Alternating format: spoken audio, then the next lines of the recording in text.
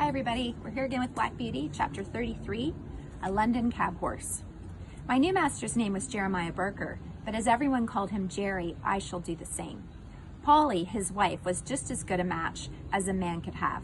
She was a plump, trim, tidy little woman with smooth dark hair, dark eyes, and a merry little mouth. The boy was nearly 12 years old, a tall, frank, good-tempered lad. And little Dorothy, Dolly they called her, was her mother over again at 8 years old. They were all wonderfully fond of each other. I never before or since knew such a happy, merry family. Jerry had a cab of his own and 2 horses, which he drove and attended to himself. His other horse was a tall, white, rather large-boned animal called Captain. He was old now, but when he was young, he must have been splendid. There was still the proud way of his holding his head and arching his neck.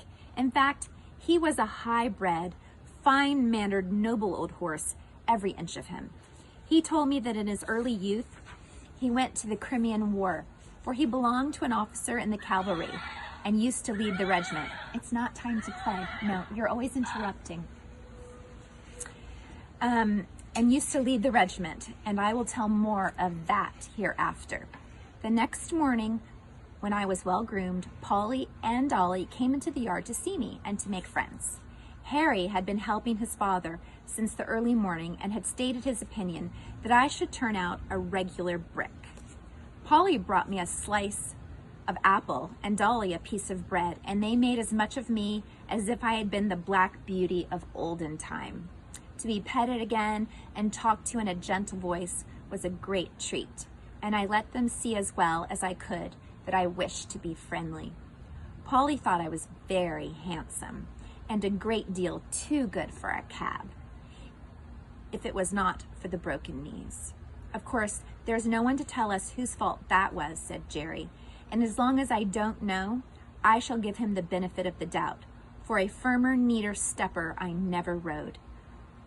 We'll call him Jack, after the old one, shall we, Polly? Do, she said, for I like to keep a good name going. Captain went out in the cab all the morning. Harry came in after school to feed me and give me water. In the afternoon, I was put into the cab. Jerry took as much pains to see if the collar and bridle fitted comfortably as if he had been John Manley over again. When the crupper was let out a hole or two, it all fitted well. There was no bearing rein or curb, nothing but a plain ring snaffle. What a blessing that was. After driving through the side street, we came to the large cab stand where Jerry had said good night. On one side of this wide street were high houses with wonderful shop fronts, and on the other was an old church and churchyard surrounded by iron palisades. Alongside these iron rails, a number of cabs were drawn up, waiting for passengers. Bits of hay were lying about on the ground. Some of the men were standing together talking. Others were sitting on their boxes reading the newspaper. And 1 or 2 were feeding their horses with bits of hay and a drink of water. We pulled up in the rank at the back of the last cab. 2 or 3 men came round and began to look at me and to pass their remarks. Very good for a funeral. How are you up there? It's not time to play yet. Soon, though. Very good for a funeral, said one. Too smart looking, said another, shaking his head in a very wise way. You'll find out something wrong one of these fine mornings, or my name isn't Jones.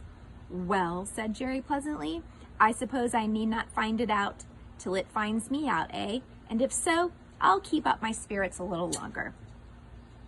Then came up a broad-faced man, dressed in a great gray coat, with great gray capes and great white buttons and a gray hat and a blue comforter loosely tied round his neck.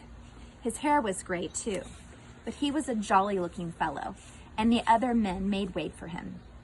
He looked me all over as if he had been going to buy me, and then straightening himself up, he said with a grunt, He's the right sort for you, Jerry. I don't care what you gave for him, he'll be worth it. Thus my character was established on the stand. This man's name was Grant, but he was called Gray Grant, or Governor Grant, and he had been the longest of any of the men on that stand, and he took it upon himself to settle matters and stop disputes. He was generally a good-humored, sensible man, But if his temper was a little out, as it was sometimes when he had drank too much, nobody liked to come too near his fist, or he could deal a very hard blow. The first week of my life as a cab horse was very trying. I had never been used to London, and the noise, the hurry, the crowds of horses, carts, and carriages through which I had to make my way made me feel anxious and harassed. But I soon found that I could perfectly trust my driver, and then I made myself easy and got used to it. Jerry was as good a driver as I had ever known. And what was better, he took as much thought for his horses as he did for himself. He soon found out that I was willing to work and to do my best, and he never laid the whip on me. It's not time yet. It's almost time. Kisses. Unless it was to draw the end of it gently over my back when I was to go on. Generally, I knew this quite well by the way in which he took up the reins, and I believe his whip was more frequently